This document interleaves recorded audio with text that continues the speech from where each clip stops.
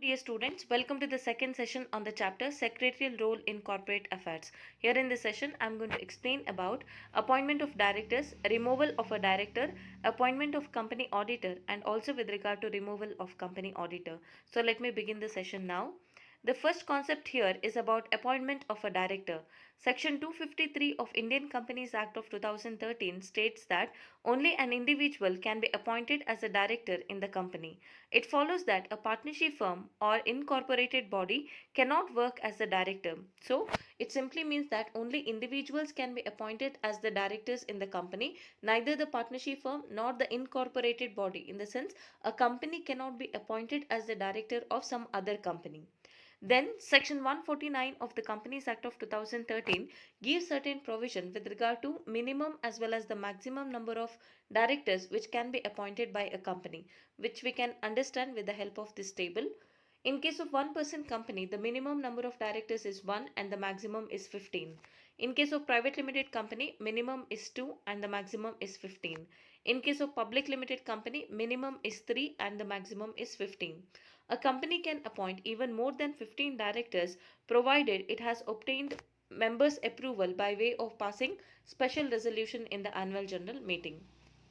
Then there are different modes in which the company can appoint the directors to the board of directors. The first mode is appointment of first directors. The first directors are appointed by the promoters of the company. They are appointed by the subscribers of the Memorandum of Association. If the articles do not provide for the appointment of first directors, then signatories of Memorandum of Association must be deemed to be the first directors of the company. Okay, if there is no mention in the Articles of Association regarding the appointment of first directors, then the signatories of Memorandum of Association, that is, who have subscribed for the Memorandum of Association of the company at the time of incorporation, they shall be deemed to be the first directors of the company. According to section 254, such director shall act as the director till the directors are duly appointed at the first general meeting after the incorporation of company. Then the second mode is appointment by members at the annual general meeting. According to section 255, at least two-thirds of the total number of directors of a public limited company or private limited company must be appointed by the company in general meeting, because this is the very usual and casual way of appointing the directors in a company. So far as public limited company or private limited company is concerned, two-thirds of the total number of directors shall be liable to retire by rotation. They are known as rotational directors. Only one-third of the directors out of the total number of directors hold permanent directorship. So out of total number of directors, two-thirds of the directors are liable to retire by rotation, who are also called as the rotational directors. The remaining one-third of the directors out of the total number of directors shall hold permanent directorship. They are not supposed to retire by rotation. Then the third mode of appointing the directors is appointment of directors by the board of directors. The board of directors of a company may appoint the directors in the following cases. The first one is appointment of additional director. According to section 262, if the articles so permit, board of directors may appoint additional directors subject to maximum number of fixed in the articles of association of the company, who shall hold the office only up to the date of the next annual general meeting. So here the board of directors, when they are empowered as per section 262 of the Indian Companies Act of 2013, they can appoint the additional directors, but that number should not exceed the maximum number of directors which are fixed in the articles of association of the company. Even if they appoint that additional director, he or she shall hold the office only up to the date of next annual general meeting. Then the second one is appointment during casual vacancies. Section 262 subsection 1 empowers the board of directors that a casual vacancy occurring amongst the directors may be filled by the board of directors itself, unless the articles provide a different procedure for that. Okay, so if there is a casual vacancy occurring amongst the directors, the board of directors have the power to fill such vacancies if there is no separate procedure for appointing the director as per the Articles of Association. Then the third one is appointment of alternative director. According to section 313, if it is permitted by the Articles of Association of the company or by the company's resolution at the general meeting, may appoint an alternative director. Such an alternative director has to act for the original director during his absence for a period of more than 3 months from the state in which the meeting of the company are held. In the sense, the board of directors have the power to appoint alternative director where the original director has gone out of the country. Here they have mentioned state, but it is the country. Okay, if the original director is out of the country for more than 3 months period, then in the place of original director they can appoint the alternative director also. Then the fourth mode of appointment of director is appointment of directors by the third party. Sometimes the articles gives the right to financial corporations, debenture holders and banking institutions which have lent the money to the company to nominate the directors on the board of the company with the view of ensuring that the funds advanced by them are used by the company for the purpose for which they were borrowed. So here the articles of association gives the power to the third party which include financial corporation, debenture holders and banking institution who have lent the money uh, to nominate the directors to the board of directors of the company in order to ensure that whatever the money they have advanced to the company, it is used for the said purpose only. The number of directors so nominated by the third party should not exceed one third of the total strength of the board, and they are not to retire by rotation. So the directors who are nominated by third party, they come under one third of the directors who are not liable to retire by rotation. Then the fifth mode of appointment is appointment by nomination by central government. Section 408 of the Companies Act says that the central government can nominate some directors to the board of directors in case if there is mismanagement of fund or operation. Then the sixth mode of appointment of director is appointment by nomination in statutory corporations. Certain statutory corporation possess similar powers. For example, Industrial Finance Corporation Act 1947 empowers the corporation to nominate a director to the board of directors of a company to which it has advanced the money. So if they have advanced the money, then they will have power to nominate the directors to the board of directors. Then the seventh mode of appointment of directors is appointment on the basis of qualification shares. Where a person holds minimum number of shares as provided in the articles, then he is said to have obtained qualification shares. A person can be appointed as a director on the basis of such qualification shares. A person, if he has obtained minimum number of shares which is stated in the articles of association, he is said to have obtained qualification shares, and on that basis also he can be appointed as a director of company. So these are the seven different modes in which the company can appoint the directors. Let us see once again. The first point is appointment of director. Second mode is appointment by the members at the annual general meeting. Third one is appointment of the directors by the board of directors in the three different cases, that is additional director during the casual vacancies and alternative directors. The fourth mode is appointment of directors by the third party. Fifth one is appointment by nomination by central government. Then next one is appointment by nomination in statutory corporation, and the seventh one is appointment on the basis of qualification shares. Appointment of directors concept is very important from the point of view of examination. Please go through this. Let us take up the next concept now, that is removal of a director. As per section 169, a director may be removed by the members of the company before the expiry of his term by passing an ordinary resolution. So if they want to remove a director, they need not pass any special resolution. uh, Only passing an ordinary resolution would be sufficient to remove a director. Let us see what are the reasons for the removal of a director. The first one is on the resignation by the director before the expiry of the term. That is, when the director himself gives resignation to his post as a director, then he will be automatically removed from the board of directors. Second one, at the instruction of the court. That is, when the company receives the instruction from the court, wherever that particular director has become disqualified for the post, then they will have to remove him from the board of directors. Then the third one is when the director is absent continuously for 3 board meetings. In that case also he can be removed from the board of directors. So these are the 3 different reasons for the removal of a director from board of directors.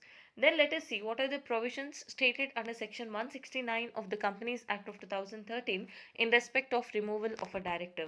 The first point says ordinary resolution is required to be passed to remove a director. So they need not pass any special resolution, only ordinary resolution will be sufficient to remove a director. Then the second one, director appointed by tribunal, that is by the court under section 242, shall not be removed because they will hold the permanent directorship, or else if they want to remove, that will be done on the instruction of the court. The board of directors will not have any power to remove the director who has been appointed through the tribunal, that is through the court.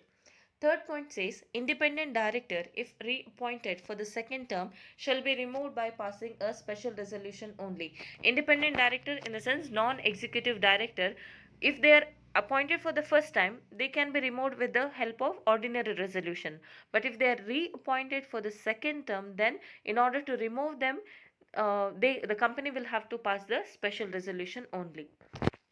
Then the fourth point says, as per section 169 subsection 2, a special notice is required for a resolution to remove a director or to appoint somebody in his place. So if the board of directors have decided to remove somebody, then they will have to issue a special notice along with the resolution, either to remove a director or to fill the vacancy in the place of that director.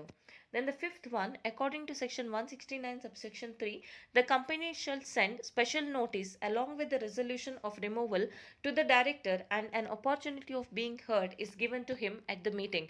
So whoever is being removed, so he shall be given the resolution of the meeting along with the special notice, and he will also be given an opportunity to explain his views about this removal, or what he can give his representation, and that opportunity should be given to him at the meeting. Then the next point says section 169 subsection 4 provides that the concerned director can make representation by giving written notice to the company. He need not explain only orally, he can also represent his explanation through written notice to the company. Then the seventh point says, as provided under section 169 subsection 5, vacancy created by the removal of director can be filled by the appointment of another director at the same meeting if the special notice is given, and he can hold the office till the date which the removed director would have held office if he was not removed. So if the board of directors have decided to remove a director in a meeting, in the same meeting they will have to reappoint one more person as the director, and that person will hold the office only till the date which the removed director would have held if he was not removed. Okay, so these are the 7 provisions with regard to the removal of director. Then let us go to the next concept here, that is with regard to appointment of company auditor. The first provision says every company, whether it is a public company or private company, they must appoint an auditor to audit their account. The second one, the board of directors are empowered to appoint the first auditors of the company, who shall hold office until the conclusion of first annual general meeting. Such powers must be exercised by the board within 1 month of the date of registration of company. So here the board of directors are empowered to appoint the first auditor of the company, and they have to exercise their right within 1 month from the incorporation or registration of the company. The third point says if the board fails to exercise this power, then the company in general meeting would appoint the first auditor for the company. Fourth point says every company shall at each annual general meeting appoint an auditor or auditors to hold the office from the conclusion of that meeting until the conclusion of next annual general meeting, and shall within 7 days of appointment give intimation thereof to every auditor so appointed. So it means that if the company is holding the annual general meeting today, so they have to appoint one auditor who will hold the office till the conclusion of next annual general meeting, and regarding this appointment the intimation should be given to the auditor or auditors within 7 days from the annual general meeting. Then the fifth point says, an auditor so appointed shall within 30 days of the receipt of this intimation about his appointment from the company inform the registrar of company in writing whether he has accepted or refused the appointment. So within 30 days of receiving that intimation about his appointment by the company, he will have to inform the registrar of company whether he has accepted the appointment or rejected the appointment. Then the sixth point says, in case of government companies, the auditor of such companies shall be appointed or reappointed either by the central government or on the advice of Controller Auditor General of India. Then let us see the last concept here, that is with regard to removal of company auditor. The auditor may be removed from the office before the expiry of his term on the following cases. That is with regard to the removal of first auditor. When the first auditor is appointed by the board of directors before the first annual general meeting, such auditor may be removed by the members at the time of holding the first annual general meeting. The second point says removal of other directors, that is except that first director, whoever is appointed later on. So in the other cases, the auditor may be removed from the office before the expiry of his tenure only by the company in its general meeting after obtaining the previous approval by the central government.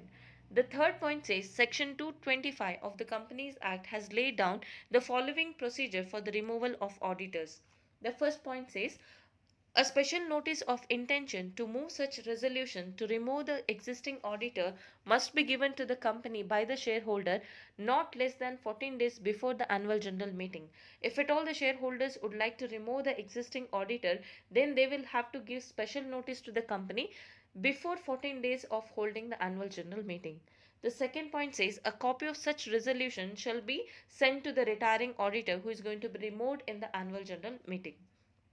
The next point says a retiring auditor has got a right to make written representation to the company, and he can also request the company to notify such representation to the members of company. So whoever is removed, he can give his representation or his explanation in written form, and he can also ask the company to forward that written representation to all the members of the company. The next point says in case the copy of representation has not been sent to the members, the auditor may request that this representation may be read out in the meeting. So if it is not sent to the members, then he will request the company to read out his representation at the time of meeting. Then the last point says the auditor has got a right to attend the meeting where his removal is being discussed. So whatever the meeting they are holding, annual general meeting, to remove that existing auditor, the auditor himself can attend that meeting where his removal is being discussed. So these are the uh, concept which we have discussed in this video. First we discussed about appointment of director, then with regard to removal of the director, the third concept was appointment of company auditor, and now we have completed with the removal of company auditor. So let us take a few more concepts in the upcoming video. Thank you for watching.